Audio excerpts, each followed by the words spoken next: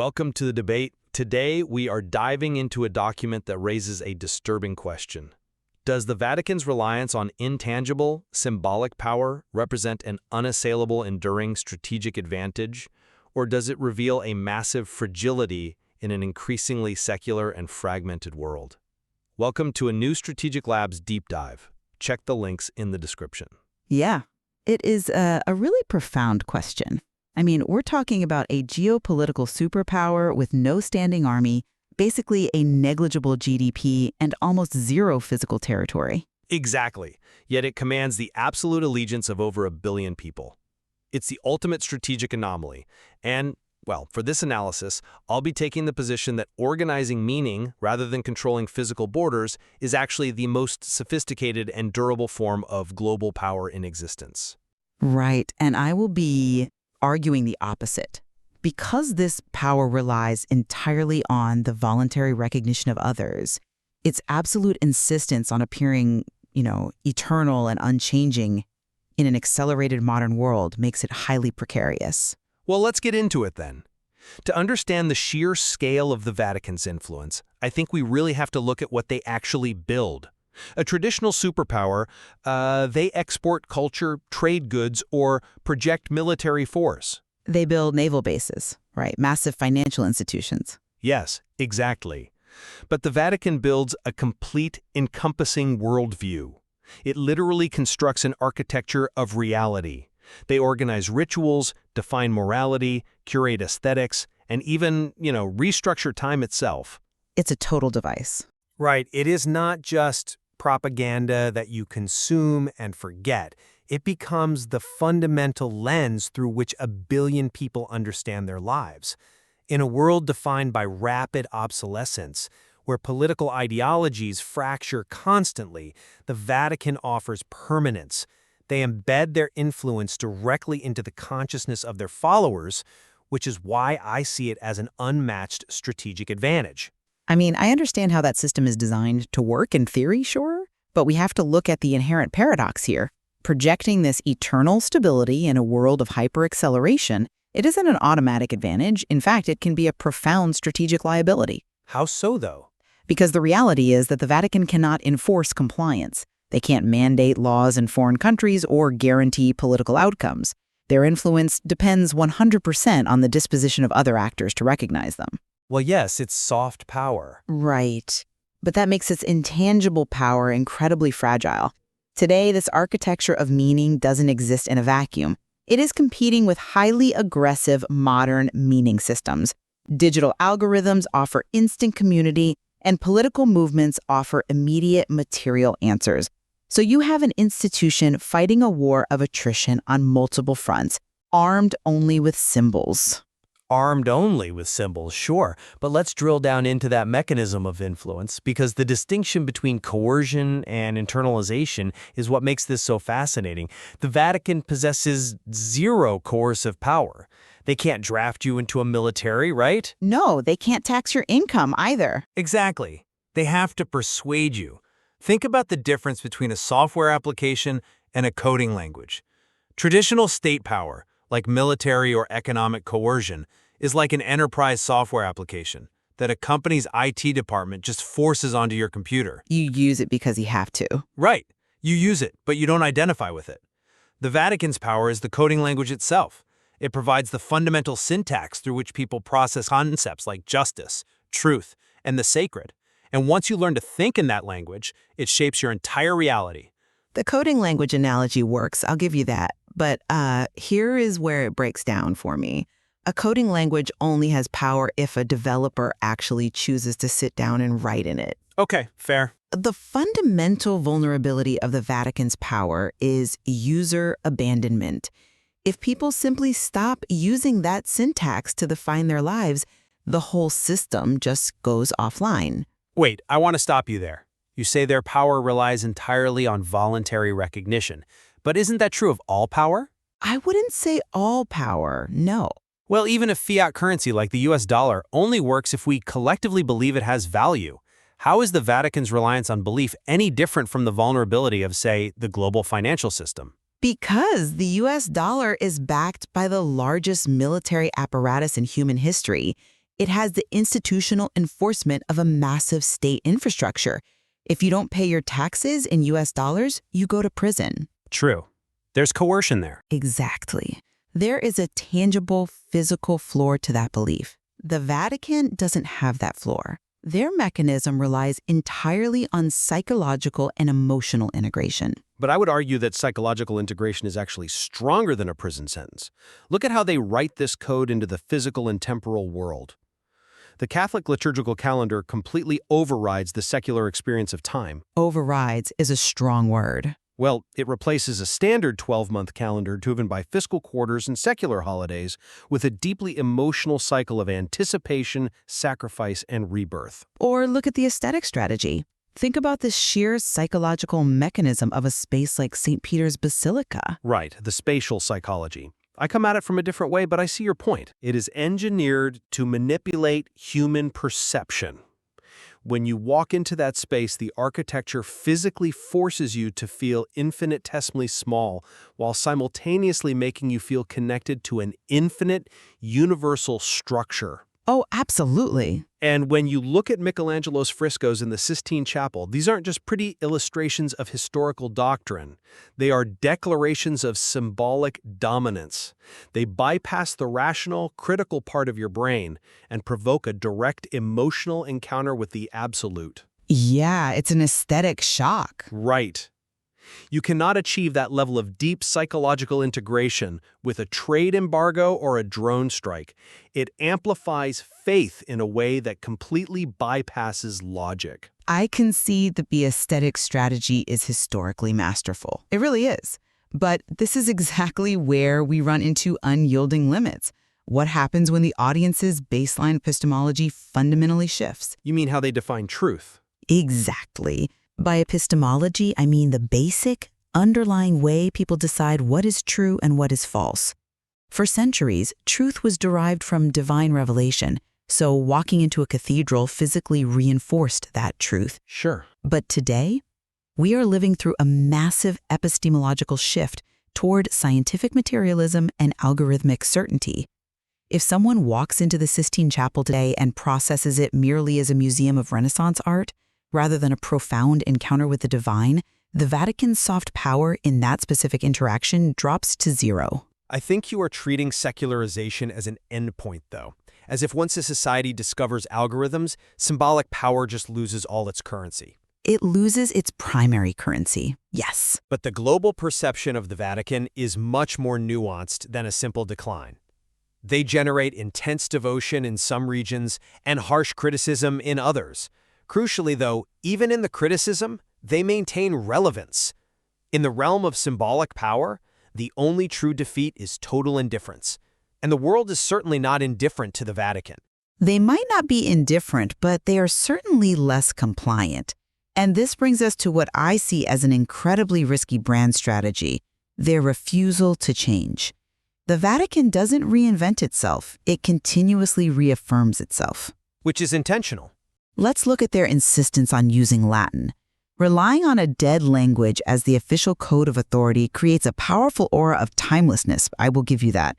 But it also creates systemic inflexibility. I disagree that it's inflexible in practice.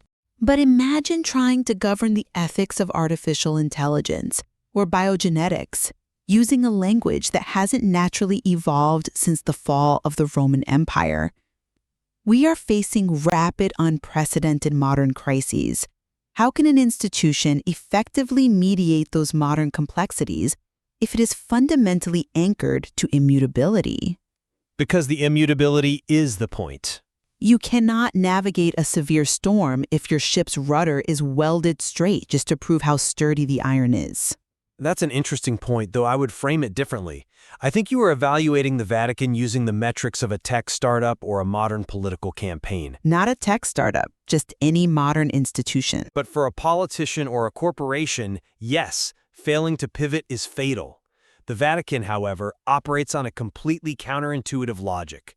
Their permanence is paradoxically deeply attractive precisely because they operate in such a chaotic, fast-paced world.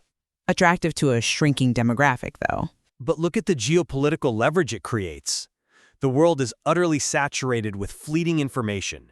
Nations and populations are starved for an anchor. Let's talk about how this translates to actual diplomacy. The Vatican maintains diplomatic relations with over 180 countries. Why? Because of historical momentum? No, because they are a trusted, non-threatening interlocutor. They don't change with the political winds. When a traditional superpower tries to mediate a conflict, they are threatening sanctions or promising military aid. They have an angle. Sure, they have material interests. The Vatican mediates by offering stable, neutral ground built on 2 millennia of structural continuity. The immutability that you call a welded rudder is actually the foundation of their geopolitical trust. They are the only actor in the room who isn't trying to win the next election. That might secure them a seat at the diplomatic table, but consider the massive internal cognitive dissonance this creates. They are trapped. Trapped how? They have to project a posture of eternal, unchanging stability to maintain that global authority, but they are operating in an accelerated world where they desperately need to adapt to survive. It is an impossible tightrope. I wouldn't call it impossible. They preach universal, eternal values, yet they are constantly managing massive internal tensions, cultural shifts, and crises of legitimacy. An institution that must appear immutable but needs to adapt is an institution at war with its own nature. But they do adapt, just differently. Being trusted as a neutral third party in international diplomacy does not automatically translate to legitimacy in the pews or on the streets.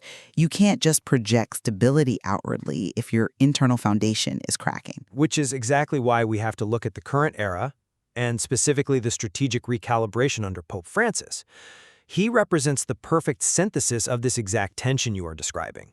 Synthesis is a very generous word for it. I'd say he is arguably one of the purest forms of contemporary symbolic leadership. He doesn't govern large territories, but his words dictate the moral parameters of massive global debates: climate change, global inequality, unregulated capitalism. I mean, he participates in those debates, sure, but does he dictate the parameters? I would argue he anchors them. He proves that the Vatican can translate its historical legitimacy into immediate contemporary relevance. Let's look at how he actually does this. Okay. By framing climate change as a sin against creation rather than just a public policy failure regarding carbon credits, Francis bypasses the usual political defense mechanisms of his audience. He is using ancient theological software to hack a modern political debate. That's a clever way to phrase it, but He brings a Latin American perspective, a closeness to social problems, and a critique of modern economic systems, acting as a consensus builder on modern moral issues. And he does this completely without dismantling the ancient architecture of the Church. When he releases an encyclical, he isn't publishing a white paper, he is issuing a moral directive to 1 billion people. you use the word recalibration, but let's be intellectually honest about what that means in practice. He is changing the tone, not the structure. Tone is incredibly powerful. I'm sorry, but I just don't buy that it's enough. Emphasizing different social issues while keeping the core doctrines locked in place is just a public relations strategy. It is a stopgap measure. It's much more than PR. If the foundation of the institution is losing its grip on the modern consciousness due to a rigid adherence to outdated structures, putting a more empathetic, socially conscious spokesperson at the podium doesn't fix the foundation, it masks the fragility. People aren't foolish. They can see the difference between a change in the marketing department and a change in the actual product. But that is fundamentally misunderstanding what the Vatican is. The structure is the product. If Pope Francis were to alter the central doctrine or dismantle the historical hierarchy, he would be destroying the very capital he is trying to spend. He wouldn't have to destroy it, just modernize it. The Vatican's power doesn't come from being a progressive, non-governmental organization. It comes from being the Vatican. By shifting the emphasis toward modern urgencies like the ecological crisis or global migration while keeping the liturgical and doctrinal structure intact, he utilizes the institution's massive inherited gravity. Inherited, yes. But gravity weakens over distance. He pulls modern issues into an ancient moral framework. He isn't masking fragility. He is deploying a 2,000-year-old tool for a 21st century task. Let's examine the actual efficacy of that deployment, though. A young person today who is deeply concerned about climate change has a dozen robust, secular, scientifically grounded, and highly organized global movements they can join. Of course they do. They don't need a deeply traditional hierarchical institution to validate that concern. The Vatican's attempt to act as a global moral referee assumes that the world still recognizes its whistle. And as secularization continues to fragment the global audience, that recognition is increasingly withheld. You are assuming that secular movements and the Vatican provide the exact same type of meaning, and they just don't. A secular climate movement provides a political and scientific framework. Which is what solves the problem. It tells you what is happening and how to fix it logistically. The Vatican, through its global messaging, frames it as a sacred duty. It taps into a completely different psychological and spiritual reservoir. It answers why it matters on an existential level. If people are still asking why in that specific language, they have a unique opportunity in these global issues precisely because they can articulate a consensus that speaks to the transcendent, not just the pragmatic. And that brings us right back to my central premise. That assumes the modern ear is still tuned to the frequency of the transcendent. When your power doesn't control physical space, but only organizes intangible meanings, you are entirely at the mercy of the human mind's willingness to accept your specific organization of reality. Yes, it requires faith. Right. And if that collective belief falters, the power doesn't just diminish, it vanishes.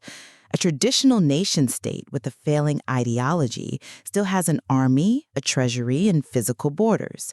If the Vatican's architecture of meaning collapses, all they are left with are empty pews and beautiful, quiet museums. And that is the ultimate dividing line in our analysis today. You look at that reliance on belief, and you see a fatal existential vulnerability. I look at it and see the ultimate form of endurance. We definitely see it from opposite ends. To summarize where I land after this discussion, organizing meaning rather than controlling bodies is the indispensable form of global power.